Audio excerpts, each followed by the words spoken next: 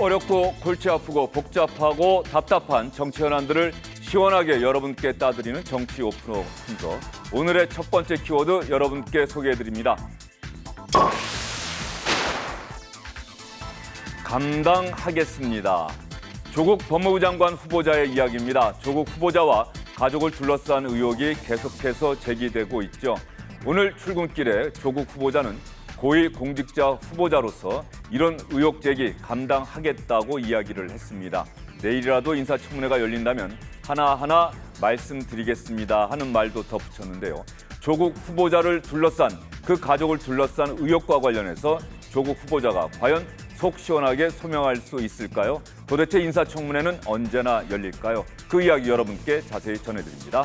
다음 두 번째 키워드입니다.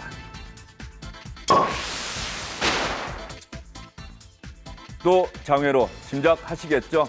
자유한국당 황교안 대표가 장외 집회 카드를 꺼내 들었습니다. 지난 5월에 중단했으니까 석 달 만에 다시 장외 투쟁하겠다고 나선 건데요. 이번 주말에 대규모 장외 집회를 열겠다고 이미 선언한 상태입니다. 경제 파탄, 민생 노탄, 안보 붕괴 이런 이유를 장외 투쟁의 이유로 내세웠는데 여당인 민주당에서는 이런 이야기가 나오고 있습니다. 자꾸 가출하면 정말로 집에서 쫓겨날 수 있다. 이런 소식 중심으로 오늘 정치 오픈어 코너 진행해 드리겠습니다.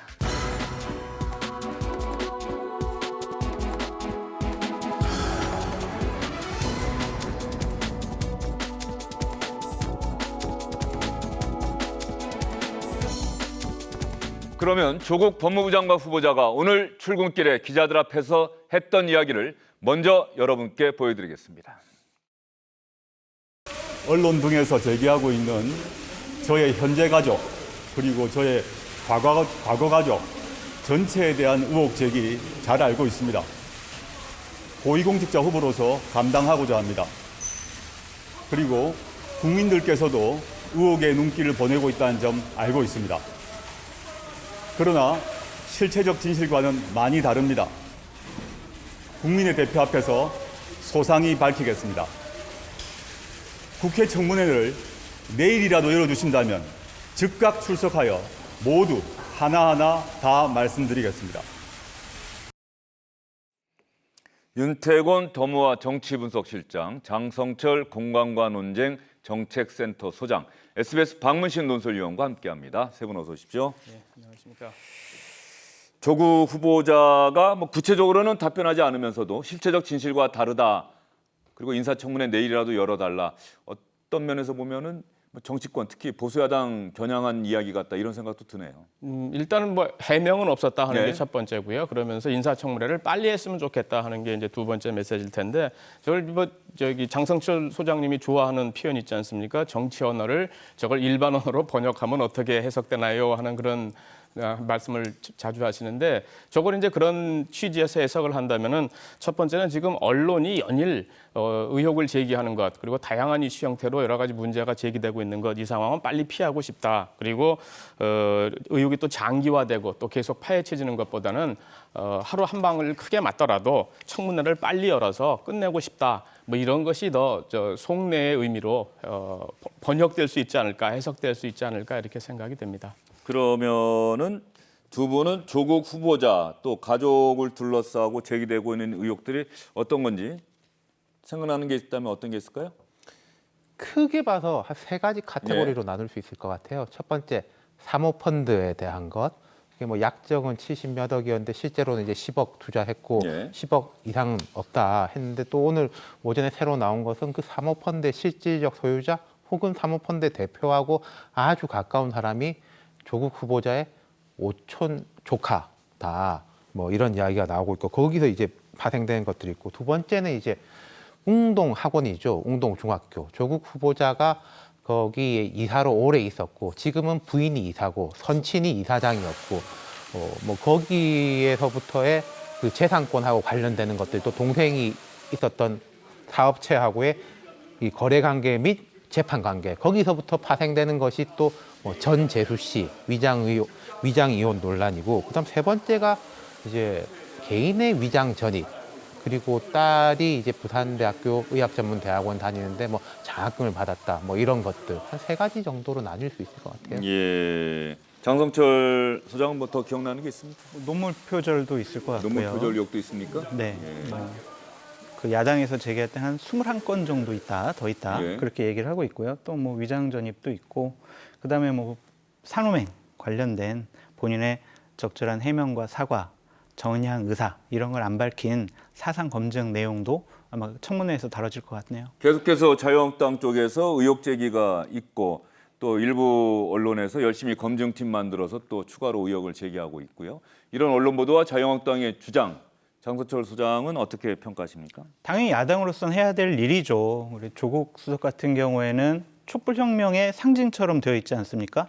문재인 대통령의 아바타처럼 되어 있고요. 또한 다음번 대선 주자로 키우겠다라는 그런 이제 얘기까지가 나오고 있는데 이런 부분에 대해서 정확히 짚어야 될 것이고요. 또한 법무부 장관은 어쨌든 자유민주주의라는 헌법을 수호하는 최전선에 있는 사람입니다.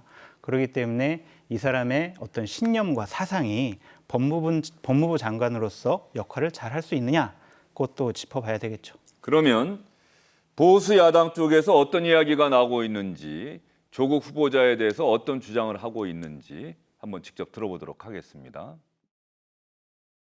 조국 민국인지 대한민국인지 모르겠습니다. 불법 사모펀드, 위장 이혼, 채권 조작, 차명 부동산 재산, 듣기만 해도 막장 드라마를 연상케 하는 이 모든 의혹이 놀랍게도 법무부 장관 후보자를 둘러싼 논란들입니다. 조 후보자, 이 정도면 정말 비리의 뭐 종합 선물 세트, 무한 리필 후보자 이렇게 말씀드릴 수 있을 것 같습니다. 그리고 문재인 대통령께서는 즉각 지명 철회해 주십시오. 지금 인사청문회 자리가 아니라 검찰 수사받으러 검찰청에 가야 될 것 같습니다. 문재인 대통령께 말씀드립니다. 저는 조국 법무장관 후보는 법률적으로 이랬다 저랬다고 그것은 제가 잘 모르겠습니다. 문제는 법률적인 하자 여부를 떠나서 도덕적인 차원에서 그리고 국론 통합이라고 하는 정치적인 차원에서 조국 지명자에 대한 논란이 정치권에서 언론에서 국민 사이에서 더 이상 나와서 국론을 분열시키는 이런 일이 없도록 지금이라도 법무장관 지명을 철회해 주십시오. 두 보수야당 쪽에서는 조국 후보자에 대한 지명 철회를 동시에 요구하고 나섰고요. 다른 정당들 반응이 궁금합니다. 그동안 데스노트로 불렸던 정의당 쪽에서 반응이 나왔는지 모르겠네요. 정의당 쪽의 공식 반응은 아직 없지만은 일단 기류는 살짝 미묘하게 바뀐 거는 사실인 것 같습니다. 그 전까지 이제 지명 당시에만 하더라도 뭐 적합한 것으로 본다 이런 취지를 얘기했다가 이제 의혹이 계속 불거지니까 심상정 대표가 어제 오늘은 아직까지 정해진 답은 없다. 아직 적격 여부에 대해서는 얘기하지 않고 좀 더 청문 과정을 지켜보겠다 하는 상태이기 때문에 돌아섰다고는 볼 수는 없지만은 일단 그 미묘한 좀 뭐랄까요 변화라 그럴까요 입장 변화가 조금 이제 감지되는 측면이 있고 이제 또 다르게 이제 범여권으로 분류됐던 민주평화당 여기는 이제 대놓고 이제 사퇴 얘기를 하기 시작을 했습니다. 그 대변인 논평을 통해서 조국 후보자를 법비라고까지 지칭을 했거든요. 그러니까 법을 이용해서 사적 이익을 취하는 비적, 도둑이라는 그런 뜻인데 우병우에게 어떤 법꾸라지 별칭을 사용하면서 법비를 질타했던 것이 법학자 시절의 조국인데 지금의 조국 후보자의 모습에서 우병우가 오버랩된다, 사퇴가 답이다. 이런 식으로 지금 일종의 범 여권에서의 그 전선이 약간 좀 이제 균열 조짐을 보이고 있다 이렇게 보시면 되지 않을까 싶습니다. 민주평화당 그런데 대한연대 소속 의원들이 10명이 탈당하면서 지금 의석이 3석인가 4석으로 완전히 줄어들었죠. 민주평화당에서 탈당한 대한연대 박 전 의원은 아직 다른 야당으로부터 어떤 한방이 나오는지 한번 주시해 보도록 하겠지만 지금으로서는 조국 후보자가 해명을 철저히 할 것을 바란다. 뭐 이렇게 유보적인 태도를 밝혔고요. 지금 심상정 정의당 대표 얘기해 주셨는데 조금 전에 들어온 거 보니까 기자 여러분들이 정의당 데스노트에 대해서 관심이 많으시고 여러 차례 문의도 주셨는데 정의당의 데스노트란 정의당의 것이 아니고 국민의 것입니다. 철저한 검증을 통해서 국민의 상식과 눈높이에 따라 결정될 것입니다. 이 정의당의 사정을 얘기했네요. 정의당이 법사위원이 없습니다. 그래서 공식적인 검증 과정에 직접 참여하거나 검증하는 데는 어려움이 있습니다. 정치권 안팎에서 제기되는 의혹에 대해서 조국 후보자 측에 별도 소명을 요청할 생각입니다. 그리고 국회 공식 검증과 병행해서 정의당 차원에서도 검증 작업을 병행해 나가겠다는 말씀을 드립니다. 원칙적인 이야기이긴 하지만 어쨌든 정의당 입장에서도 조국 후보자에 대한 별도의 검증 작업을 진행하겠다 이렇게 이야기를 했어요. 그러니까요. 이게 저도 뭐 개별 공방에 대해 가지고 이게 법적 문제 있다, 문제 없다라는 말씀을 드릴 계제는 아닌 것 같고, 정치적으로 볼 때 조국 후보자가 되게 도덕적인 관점에서 이야기를 많이 했지 않습니까? 그간에 뭐 민정수석 때도 그렇고 민정수석이 되기 전에 이 교수 때도 그랬고, 그런 부분하고 이게 괴리감들이 이제 큰 것들, 그리고 지금 현재는 조국 후보자나 민주당 쪽에서 나오는 이 해명의 수준이 불법은 아니다인데, 불법이면 후보자 자체가 못 됐겠죠. 불법은 아니다로 과연 지금 이 문제점들을 돌파할 수 있을 것이냐. 청문회에서 다뤄지는 쟁점은 보통 크게 세 가지입니다. 이 사람의 전문적인 능력, 두 번째는 뭐 코드와 성향, 세 번째가 도덕성인데, 조국 후보자의 전문적인 능력에 대해서는 별로 공방이 걸어질 것 같지 않고, 코드나 성향에 대해서는 아까 장성철 소장님 지적하셨지만은 그건 민주당 입장에서는 충분히 방어할 수 있는 거고, 그건 또 장점일 수도 있는 거거든요. 대통령하고 가깝다라는 거는 대통령 지지층이라든지 여당 지지층에서는 대단한 장점이죠. 하지만 이 도덕성 문제는 좀 다르고, 거기다가 조국 후보자 그간에 아주 많은 이야기를 했던 것하고 배치되는 지점들이 있기 때문에 곤혹스러운 거죠. 예, 조국 후보자 그동안 도덕적인 차원에서 이야기를 많이 해왔다. 자유로운 교수 시절에 특히 그런 이야기를 많이 했었고, 또 민정수석으로서 문재인 정부 주요 인사들에 대한 인사 검증 작업을 진두지휘해 왔다. 그런데 지금은 본인이 그런 검증의 대상이 되고 있는 상황이에요. 그렇죠. 그 2012년도에 조국 그 전 민정수석이 대한민국의 고한다라는 책을 썼어요. 거기 보면은 사람이나 정권에 대한 평가는 그 사람의 말과 행동을 보고 판단을 해야 된다라고 얘기를 하고 있거든요. 그런데 지금 조국 수석 같은 경우에는 말과 행동이 좀 괴리되는 그러한 일들을 좀 많이 했다라고 야당이 지적을 하는 거죠. 뭐 부모로부터 막대한 부를 물려받았는데 부모의 빚 42억을 상속받지 않으려고 회피하려고 했어요. 그러면서 51억이라는 채권을 확보하려고 여러 가지 편법과 좀 비상식적인 일들을 했는데, 그거를 또 아들과 딸, 부인까지 동원해서 민정수석 때 사모펀드에 75억을 투자하겠다고 약정까지 맺습니다.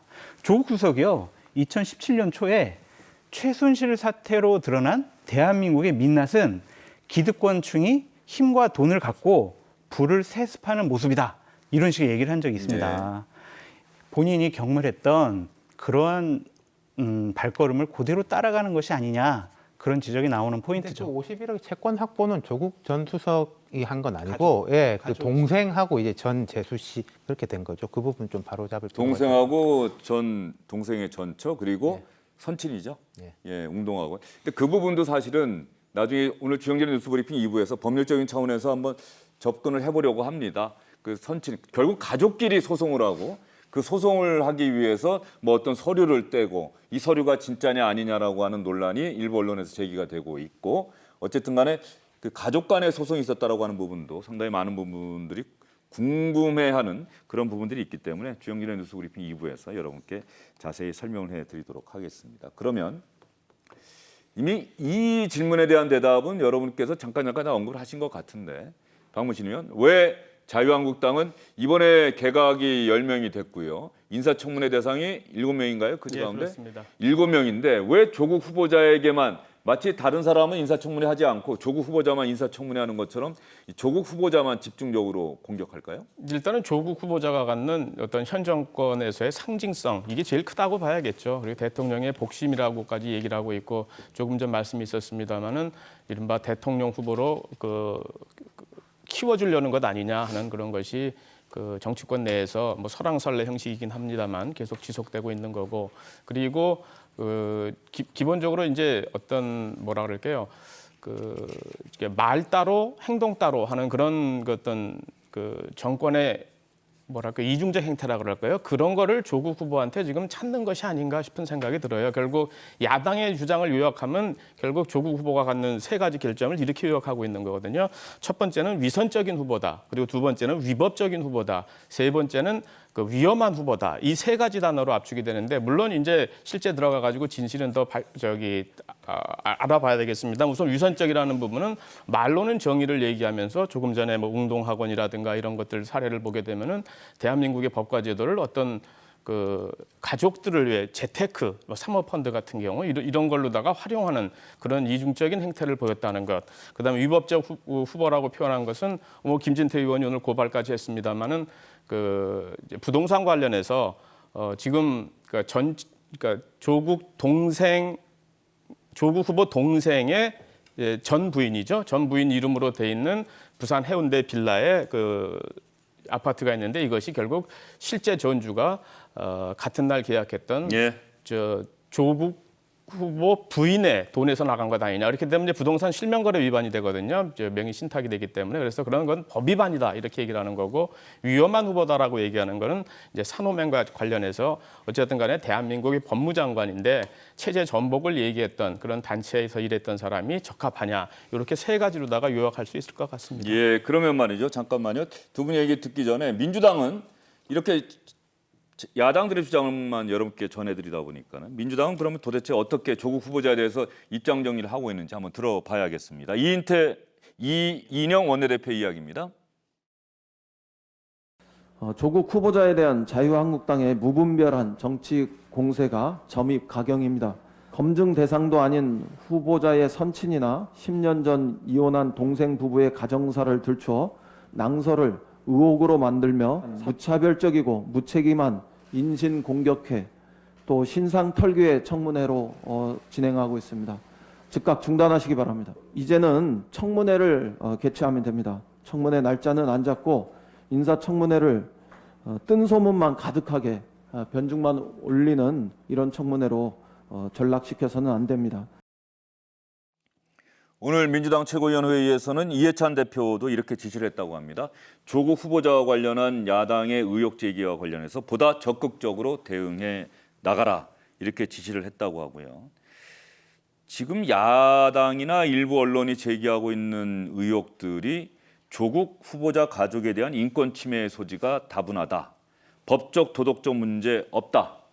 무차별적인 정치 공세는 정면으로 돌파한다. 민주당의 기류는 이렇게 가닥이 잡혀가는 것 같습니다. 근데 뭐 내부적으로 보면 조국 후보자 본인이 박찬대 그 원내 대변인을 통해서 말한 게 국민들의 눈높이와 괴리가 있는 걸 알고 있다. 아까 아침에 출근하면서도 의혹이 있는 것은 알고 있다. 민주당에서 박찬대 원내 대변인이 먼저 전화를 해서 먼저 물어봤고 본인이 기자들에게 브리핑을 했는데 막 기자들이 좀 헷갈려했던 것 같아요. 어느 게 조국 후보자의 이야기고 어느 게 박찬대 대변인의 이야기인지. 박찬대 대변인 이야기는 최종적으로 정리한 건 내가 이렇게 말하니까 조국 후보자도 수긍하더라. 였고 민주당의 대체적인 기류는 그 정도까지는 있는 것 같아요. 이게 뭐 법적으로는 모르겠지만은 보기에 안 좋다 정도까지 있는 것 같은데 이건 좀 봐야 될 것 같고 이게 왜 조국 후보자냐라면요. 예를 들어서 이번에 같이 발표한 방통위원장 후보자, 과기정통부 장관 후보자는 발표 한 2, 3일부터 이름이 거론됐습니다. 그것도 이제 복수로 조국 후보자는 한 달도 훨씬 전부터 될 거다라고 했는데 됐고 그분이 그럼에도 불구하고 SNS 활동 같은 걸 되게 열심히 했고 그러니까 노출도가 높았고 두 번째 정치적 의미라는 게요. 조국 후보자는 문 대통령의 페르소나로 불릴 정도지 않습니까? 신임이 아주 두껍고 대통령이 공식적으로 여러 번이나 신임을 부여했고 그러니까 조국이라는 사람하고 문 대통령 사이에는 중간이 없어요. 다른 사람이 문제가 생기면 아니 누가 이걸 뭐 인사 검증을 잘못했다. 추천을 잘못했다. 이럴 수 있는 중간 과정이 있는데 그 중간에 버퍼존이 없기 때문에 야당은 강력하게 공격을 취하고 여당은 뭐 조국 후보자가 이뻐서라기보다는 이 버퍼존이 없기 때문에 여기서 방어막을 치지 못하면 바로 불이 저기로 올라간다라고 볼 수밖에 없는 거죠. 윤태권 실장 분석이 상당히 설득력이 있어 보입니다. 조국 후보자가 문재인 대통령의 페르소나라고 불릴 정도로 현 정부에서 갖는 상징성이 크기 때문에 조국 후보자가 만에 하나 잘못된다면 그 후폭풍이 바로 문재인 대통령 청와대를 향할 수밖에 없다. 그런 측면에서 조국 후보자에게 보수 야당들이 공세를 집중하고 있다 이렇게 분석을 해주셨고요. 그렇죠. 정치적인 타격이 되게 클 거예요. 혹시 낙마를 하거나 중도에 사퇴를 하거나 지명 철회를 하게 되면요. 이건 대통령한테 직접 피해가 가는 거겠죠. 근데 야당이 이제 저렇게 뭐 신상털기 하지 마라, 인격살인이다 이런 식의 얘기하는 것은 좀 너무 옹색해 보여요. 여당이 민주당이 여당이 야당을 향해서 예, 그렇게 얘기하는 건 좀 옹색해 보이고요. 왜 그렇습니까? 아니 본인들이 그 후보자의 가족들과 관련해서 지난 야당 때 그토록 심하게 많이 신상 털기를 했잖아요. 본인들이 해가지고 많은 사람들을 낙마시켰고 부적격 인사라고 얘기하지 않았습니까? 가족도 공인이라고 생각을 해야 될 정도로 우리나라 인사청문회에서는 그렇게 진행이 되는데요. 저는 한 가지 좀 문제 제기를 하고 싶은 게 조국 수석에 대해 여당과 문 대통령께서 좀 속지 않았나 그런 생각이 들어요. 무슨 말이냐면 민정수석으로 있으면서 본인이 법무부 장관으로 지명될 걸 압니다. 그러면은 본인에 대한 검증, 법무부 장관 후보자로서의 검증을 본인 스스로 하는 셀프 검증을 해야 되잖아요. 예. 그러면 그것이 제대로 됐겠냐? 이것은 큰 문제가 있어요. 만약 그런 식으로 인사검증이 철저하지 못하게 됐다라면 이건 국가 시스템의 마비, 청와대의 시스템의 마비라고까지 볼 수가 있거든요. 지금이라도 새로운 민정수석이 갔으니까 조국 수석에 대한 어떤 야당에서 지적하는 그런 부분들에 대해서 보다 확실한 좀 검증과 확인이 필요할 거라 생각이 듭니다. 예, 확실한 검증이 필요하다. 그런데 이미 이제 인사청문회 일정도 잡아야 하고 그런 상황인데 과연 지금 청와대 차원에서 또 여당 차원에서 별도의 인사검증이 가능할까 싶은 생각이 좀 드네요. 불가능하겠죠. 예, 인사청문회 날짜는 뭐 좀 좁혀져 가고 있습니까? 언제 한다고? 이게 원래 국회법상으로 보게 되면 인사청문 요청안이 예. 나가고 20일 이내까지 이제 국회 청문 절차를 마무리를 해야 됩니다. 그게 날짜로 따져보면 이제 9월 2일이거든요. 9월 2일인데 요 그 각각에 대한 날짜들이 조금씩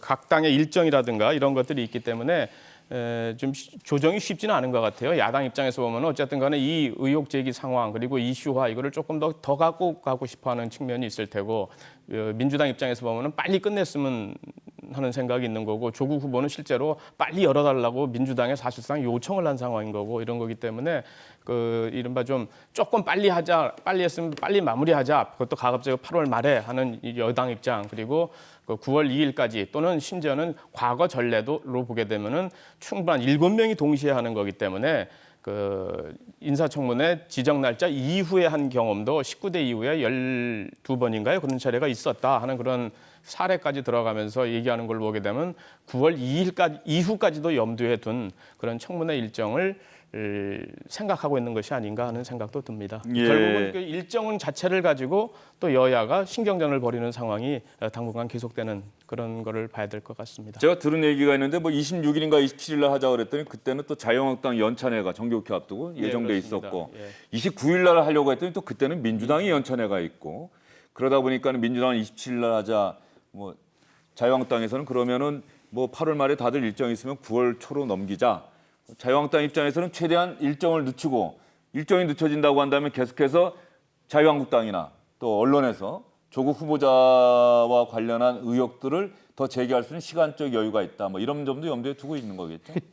저도 좀 간접적으로 이런 걸 일을 같이 해본 경험이 있는데 이런 일이 터질 때는요 당사자라든지 그 가까운 입장에서는 시간이 정말 안 갑니다.